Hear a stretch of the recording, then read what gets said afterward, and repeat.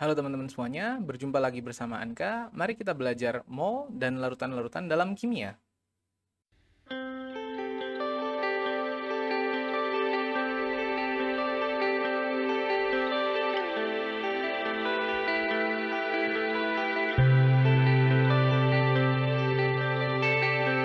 Di video kita kali ini, kalian akan belajar tentang satuan-satuan yang terdapat untuk mengekspresikan konsentrasi dalam kimia, serta teman-teman juga akan belajar bagaimana cara menghitung konsentrasi menggunakan parameter-parameter yang ada, seperti mol dan volume. Untuk membuka sesi kita kali ini, mari kita definisikan konsentrasi terlebih dahulu ya.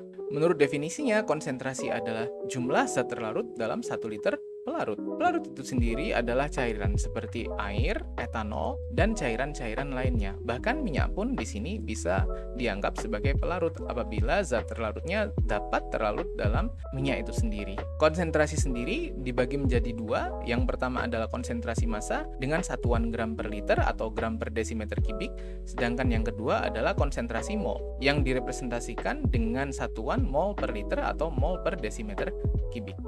Karena di dalam kimia banyak dilakukan perhitungan kimia yang menggunakan persamaan reaksi, dan di dalam persamaan reaksi itu sendiri menggunakan mol, maka di dalam kimia itu sendiri kita lebih memilih untuk menggunakan konsentrasi mol dibandingkan dengan konsentrasi massa. Untuk menghitung mol dari konsentrasi mol itu sendiri, kita dapat menggunakan segitiga yang sudah kita pelajari di video-video selanjutnya dengan segi perubahan. Untuk segitiga yang satu ini, kita perlu mengubah kompartemen bagian atas dengan mol dan kompartemen bawah salah satunya dengan konsentrasi. Dengan satuannya yaitu adalah mol per desimeter kubik atau mol per liter. Sedangkan volumenya sendiri kita akan menggunakan satuan desimeter kubik atau liter. Maka apabila teman-teman ingin menghitung mol dalam larutan, teman-teman hanya perlu menutupi mol yang ada di dalam kompartemen atas ini untuk memperlihatkan rumusnya, yaitu adalah konsentrasi dikali volume. Akan tetapi, tidak semua pertanyaan menggunakan liter atau desimeter kubik sebagai satuan volume ya. Maka dari itu teman-teman di sini harus dapat beradaptasi dan menggunakan jenis segitiga yang lain dengan cara mengganti beberapa satuan yang ada di dalam segitiga tersebut agar menyesuaikan dengan satuan yang diberikan di dalam pertanyaan ini. Apabila di dalam pertanyaannya bukan liter atau desimeter kubik yang digunakan, melainkan sentimeter kubik atau mililiter, kalian hanya perlu mengganti konsentrasi yang ada di atas dengan konsentrasi dibagi 1000, dan volumenya untuk satuannya sendiri diganti dari liter yang ada di atas menjadi mililiter atau sentimeter kubik. Untuk lebih jelasnya, mari kita lihat latihan berikut ini. Di dalam latihan berikut ini, kita diminta untuk menghitung konsentrasi 10 gram sodium hidroksida di dalam 0,25 desimeter kubik air. Dengan menutup konsentrasi yang ada di dalam segitiga ini, teman-teman dapat memunculkan rumus yang perlu teman-teman aplikasikan dalam perhitungan, yaitu adalah mol sodium hidroksida dibagi volume dalam bentuk desimeter kubik. Akan tetapi, perlu diketahui juga di sini kita tidak memiliki mol sodium hidroksida. Maka kita harus menghitung mol sodium hidroksidanya terlebih dahulu dengan cara membagi massa sodium hidroksida dan massa molar sodium hidroksida. Massa molar sodium hidroksida adalah 40 gram per mol dari perhitungan yang sudah kita jelaskan di video sebelumnya.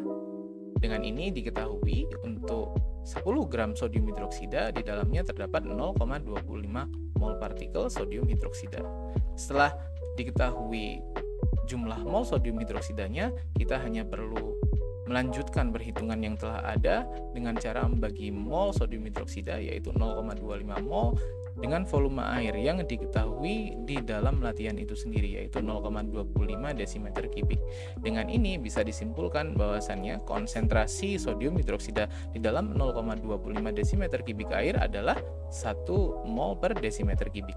Agar dapat lebih memahami konteksnya secara general, ada baiknya teman-teman di sini mengerjakan latihan yang sudah saya berikan di sini. Jadi, apakah teman-teman tahu konsentrasi 3 mol sodium klorida dalam 1,5 liter air? Apabila teman-teman tahu jawabannya, tolong tulis jawabannya di kolom komentar di bawah ya. Dalam perhitungan kimia, teman-teman harus mengetahui bagaimana cara mengkonversi beberapa parameter-parameter yang digunakan di dalam perhitungan kimia.